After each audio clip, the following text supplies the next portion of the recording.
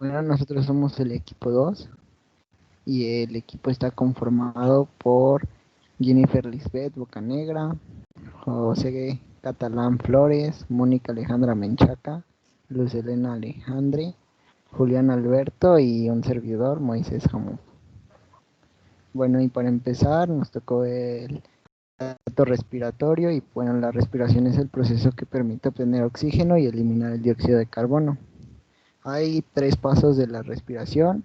El primer paso es la ventilación pulmonar, que es la inhalación y exhalación de aire. La segunda es la respiración externa, que es el intercambio de gases entre los alvéolos pulmonares y la sangre de los capilares pulmonares a través de una membrana. Y el tercero es la respiración interna, que es el intercambio de gases entre la sangre de los capilares sintéticos y células de los tejidos. Y bueno, los componentes del aparato respiratorio son 6. Están formados por la nariz, la faringe, la laringe, tráquea, bronquios y pulmones.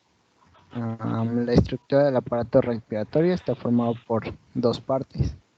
La primera es el aparato respiratorio superior, que incluye la nariz, la cavidad nasal, faringe y estructuras asociadas. Y el segundo es el aparato respiratorio inferior, que incluye laringe, tráquea, bronquios y los pulmones.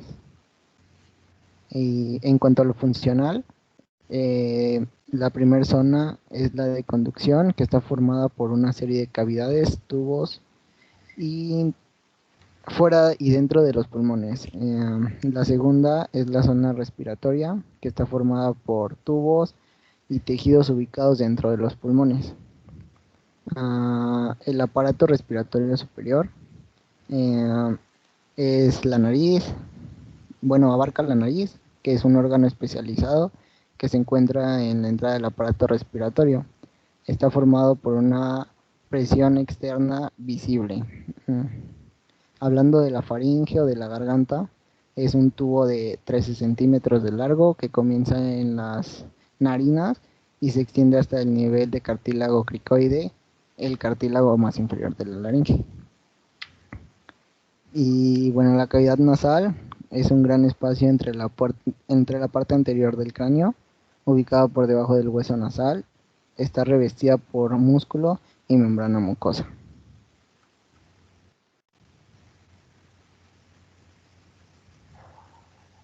Y ya sería todo de mi parte.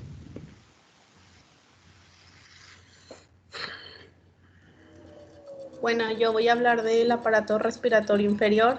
En primer lugar se compone por la laringe, que es un tubo corto por donde pasa el aire, que está compuesto por 9 cartílagos.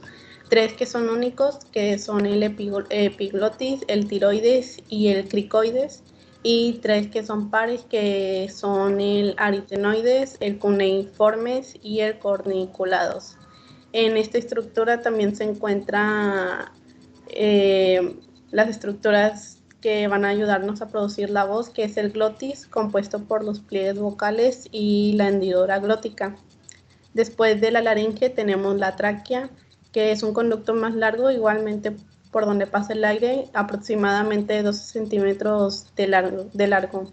Está compuesto por 9 anillos cartilaginosos que tienen una forma como de C, y esto va a ayudarla a darle sostén a esa estructura. Después tenemos los bronquios. Estos están ramificados, tienen una ramificación como de árbol, y primero se encuentran los bronquios principales. Los bronquios lobulares siguen después de estos. Después se van a dividir en bronquios cementarios. Después de eso vamos a tener los bronquiolos, y después van a ser las últimas ramificaciones, son los bronquiolos terminales. A toda esta estructura de ramificación desde la tráquea hasta los bronquiolos terminales se le llama árbol bronquial. Después tenemos los pulmones, que son unas estructuras muy importantes en el sistema respiratorio. Son 2 estructuras, se encuentran divididas en lóbulos y están separadas por el corazón, que se encuentra entre ellas. Estas estructuras también son importantes porque es donde ocurre el proceso de ventilación pulmonar, que es donde ocurre el proceso de fluido del aire entre la atmósfera y los alveolos que componen a los pulmones.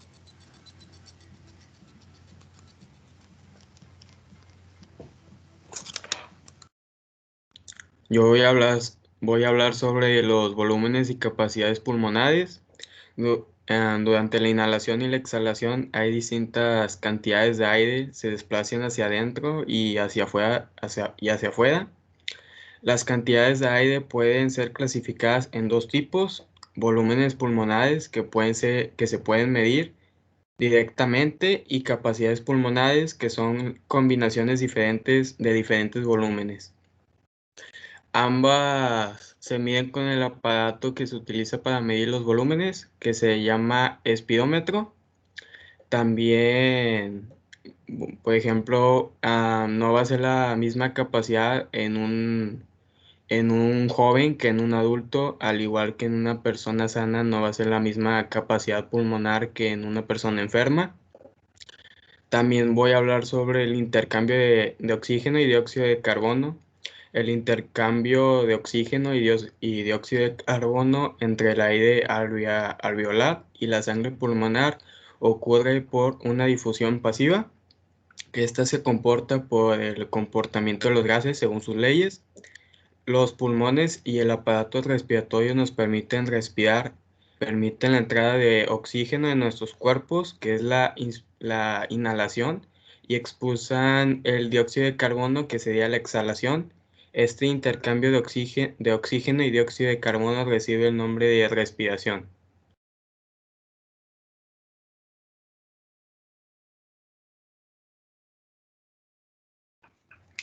Ok, pues yo voy a hablar sobre el transporte de oxígeno y el dióxido de carbono. El oxígeno es transportado tanto físicamente, que está disuelto en la sangre, como químicamente combinado con la hemoglobina. El oxígeno no se disuelve con facilidad en el agua. La sangre transporta los gases entre los pulmones y entre los tejidos del cuerpo. La mayor parte del CO2 es transportado por la hemoglobina dentro de los glóbulos rojos. El transporte del dióxido de carbono transporta tres formas principales, que son el CO2 disuelto, el compuesto carbonizado y los iones botánicos. Y la sangre desoxigenada retorna a los capilares pulmonares, que contienen CO2 disuelto en el plasma. Y otra cosa a la que hablaré es del control de la respiración, que el tamaño del tórax se altera por acción de los músculos. O sea, cuando respiras ya pues, se va haciendo grande, y cuando tienes nervios se contraen, o sea, por el impulso nervioso que tienen. La estimulación de la respiración por pulsores es cuando la profundidad de la frecuencia de la respiración aumenta antes que produzca cambios. Y el grupo de respiración, también llamada la área neumática, es un grupo de neuronas ubicadas con profundo dolor. Bueno, es toda mi parte.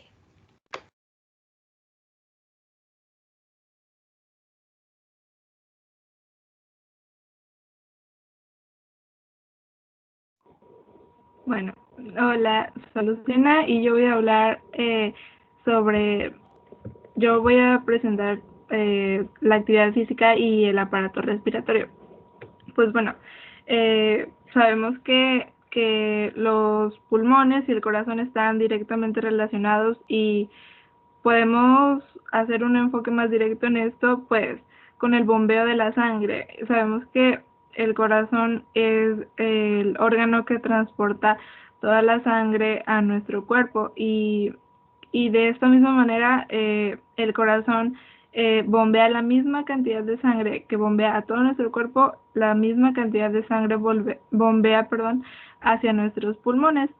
Entonces, cuando nosotros hacemos ejercicio, pues nuestros músculos se contraen. Entonces, esto genera que que se produzca una cantidad grande de dióxido de carbono, y así también aumenta la frecuencia de la respiración. Y pues bueno, cuando la disminuimos, pues cuando disminuimos el nivel de ejercicio, también se disminuye pues la frecuencia cardíaca o el ritmo cardíaco, de la misma manera que disminuye la frecuencia de la respiración. Y pues bueno, todo este proceso del incremento brusco de la respiración cuando comienza principalmente una sesión de ejercicio, pues se debe principalmente a cambios neurales, y estos son los que envían impulsos excitatorios pues al grupo respiratorio dorsal del centro respiratorio vulvar. Y estos pues también incluyen una gran cantidad de cambios, como lo son la anticipación de la actividad que estimula el sistema límbico, los impulsos sensitivos, pues que son desde los tendones y articulaciones, y también impulsos motores de la corteza motora primaria. Y pues bueno, al tener una disminución brusca de la respiración, pues todo esto es seguido de una reducción más gradual hasta que llegamos al nivel de reposo. Y pues bueno, la inicial se comienza o se debe a, como ya había mencionado, a factores neurales que al ir disminuyendo o tener casi ya cesante el movimiento, pues se refleja en el retorno de los valores químicos que hay en la sangre y también de nuestra temperatura en estado de reposo. Y pues bueno, eso es todo por mi parte. Yo voy a hablar sobre el desarrollo del aparato respiratorio. Comienza como una evaginación del intestino anterior por debajo de la faringe alrededor de las 4 semanas de desarrollo. Al elongarse el divertículo respiratorio, el extremo distal se agranda y forma el primordio traqueal globular, que da origen a la tráquea. Poco tiempo después, el primordio traqueal se divide en primordios bronquiales, que se ramifican repetidamente y forman los bronquios. En la 5ª semana, la tráquea, como todos sabemos, está situada en la línea medial del tórax, delante del esófago. Los bronquios principales derecho e izquierdo difieren por su dirección, por su longitud y calibre, y por sus bronquios de división, que son los bronquios lobulares izquierdos y los bronquios lobulares derechos.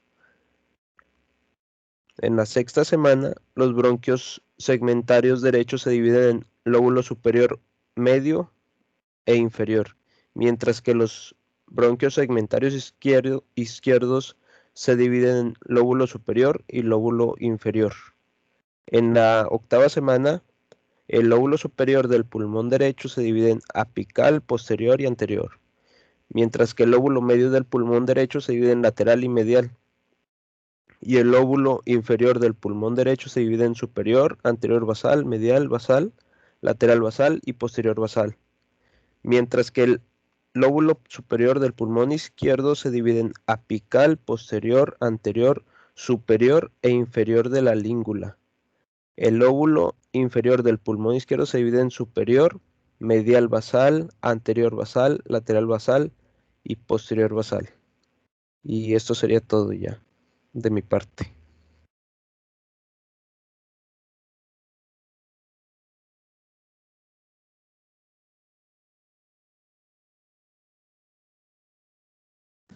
Bueno, esto sería todo de la presentación del sistema respiratorio del equipo 2 y con esto concluimos el tema. Gracias por su atención.